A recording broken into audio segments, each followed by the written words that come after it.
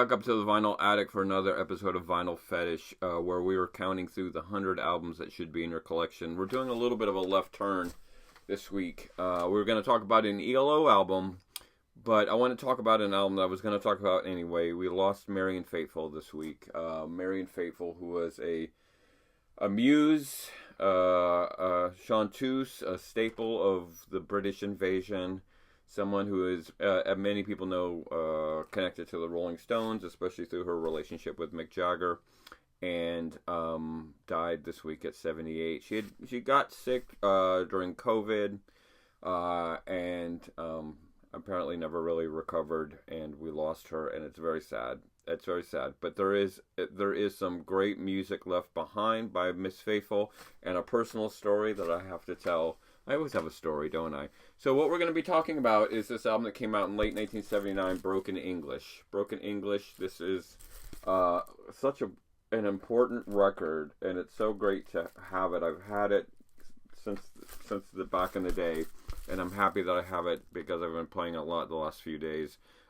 This record was kind of a comeback for Faithfull. She had a kind of hit with the Keith Richards, Mick Jagger penned As Tears Go By that the Stones then recorded as a Rolling Stones song, and had a string of fairly popular singles and some albums in the 60s, mainly in the British market. She didn't really break through in the American market so well, but she was seen as part of that 60s style, when women stopped putting their hair up in beehives and letting it hang down straight, more natural, the kind of hippie style, and she pops up in a lot of important moments in the 1960s, kind of like Forrest Gump or something.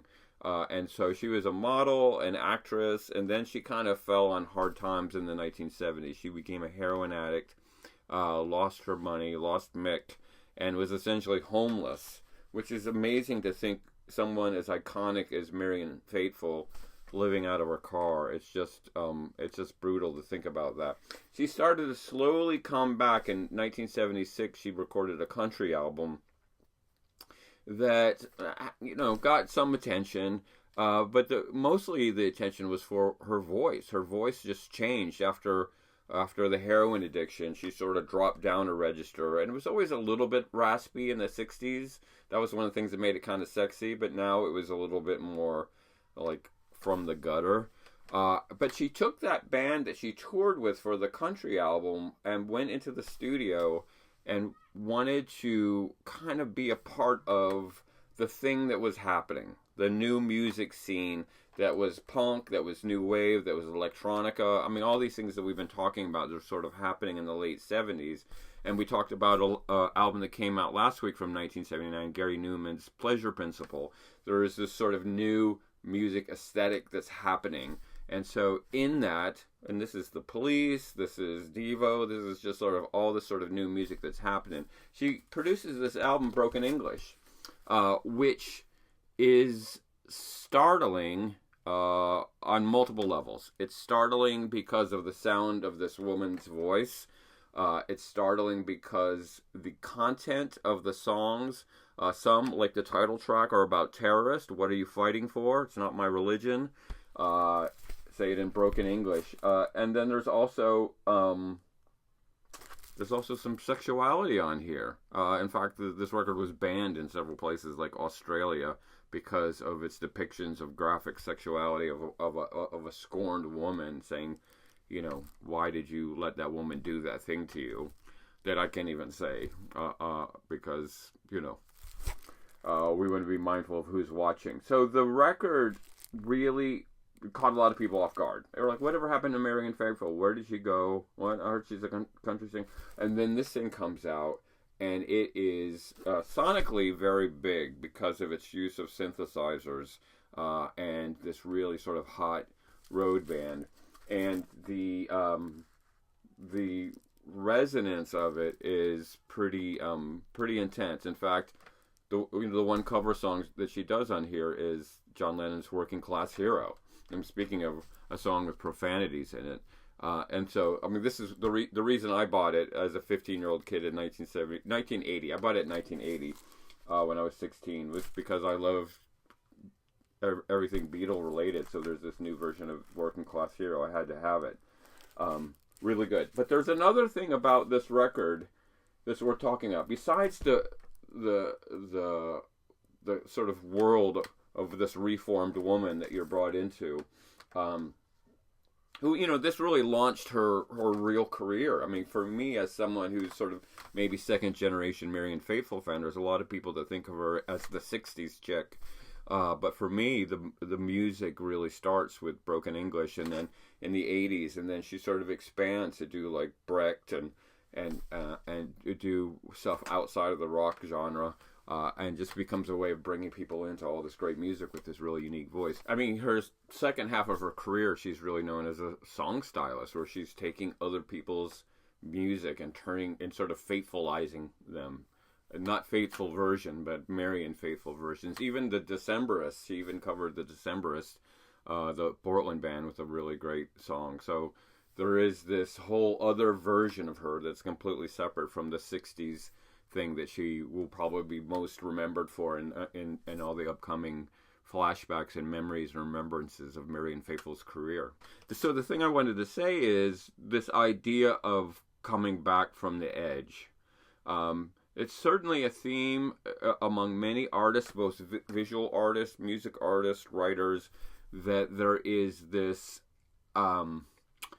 this suffering that one must endure, but there is a point to that suffering, which is when you climb out of it, then you have the perspective to look back at it and channel it for the rest of the world. And, sometimes we refer to this as the Bohemian ethic, suffering for art, art for art's sake. That's Henri Murger in the 1840s, who wrote La Bohème, or the scenes in the life of the Bohemian that became La Bohème, that became Rent in the 1990s. This idea of you really have to suffer for your art, and certainly being surrounded by people like Keith Richards. I mean, that aesthetic was woven into Faithfull. But of course, along the way, for that aesthetic, that idea, that sort of sense of like, my art is only valid if I suffer for it, we have a whole bunch of casualties.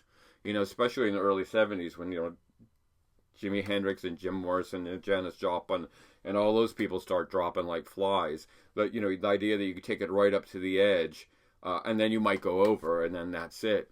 And then you're never known for anything ever again because you don't exist. But then there are these artists who kind of skirt along the edge of oblivion and then come out of it with this perspective about pain and suffering, and have a kind of legitimacy to make these claims that other posers, other people were like, yeah, I was depressed when my TV show was canceled. That doesn't count. These are people that have really been in the gutter, literally. I mean, this woman was homeless and a heroin addict. And so it creates this credibility, I guess you might say, the sort of legitimacy or authenticity, that might be the best word to use, of this art that is so gut-wrenching. The danger, of course, it also romanticizes that bohemian ethic of you got to suffer for your art. And there are probably plenty of people, including fans of Marianne Faithfull, that are like, well, I want to be a good artist. Maybe I should shoot up some heroin so I can suffer and then make great art. It's not a one-to-one correlation. It's not like suffering equals great art. Some people who are incredibly talented who do suffer can then turn it into something. So Faithfull did, and it's a great record. We pay attention to kind of what she went through to produce this great piece of art. She continued. There was another great record she had out in 1981, Dangerous Acquaintances. I love that record too. And she toured for this one in the United States. And so my little story is I was writing in... this comes out at the end of 1981. She starts touring in 1982. She comes to Atlanta in 1983 to play at a place that was our sort of hangout, the 688 Club. And I was a writer for the Emery Wheel. I was the music writer, and then I became the music editor.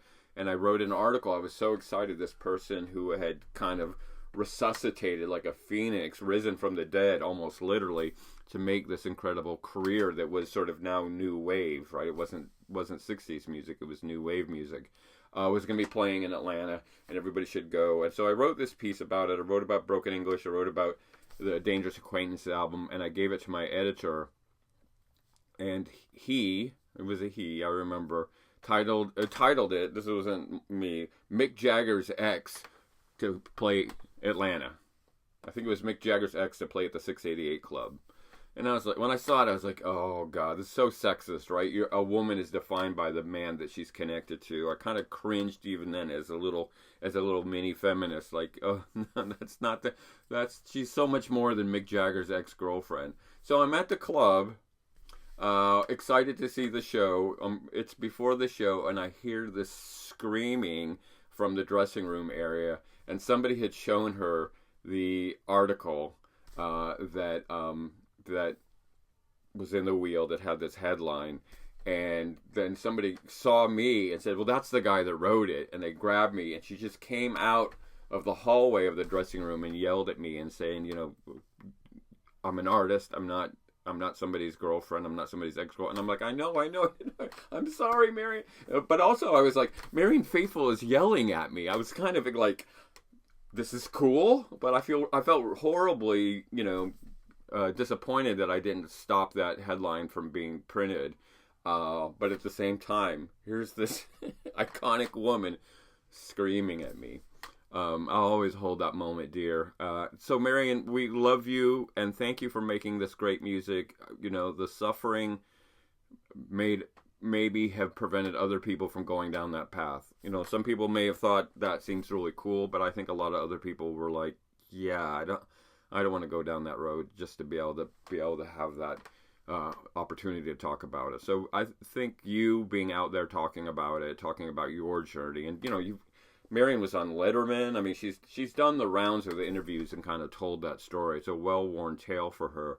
There was no hiding what she went through in the 1970s. I think probably actually helped a lot of people, maybe more than it hurt. So I wanted to spend some time giving some love. This is such a great record. Don't listen to it around kids, especially the last track. Especially if you're in Australia. But I just love this album. It's so dark. It's so late night, angry. The world is changing, and I'm changing with it. Great record. Okay, Marianne, we love you. So next week we'll get back and do the ELO album, A New World Record, as I promised, unless another one of my famous people dies.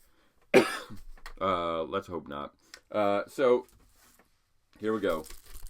Just check this record out. I'll include the link to the Spotify if you've never heard it in the description below. But it's so great on vinyl. It's just so warm in the middle of the night. Okay, Marianne Faithfull. She mattered. She mattered to a lot of people, not just Rolling Stones fans, not just heroin addicts, not just new wave fans.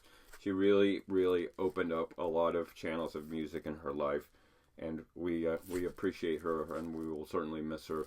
This album matters. This album is so important, especially in a space where there wasn't a lot of space for women to talk about the hard realities of things like addiction and patriarchy.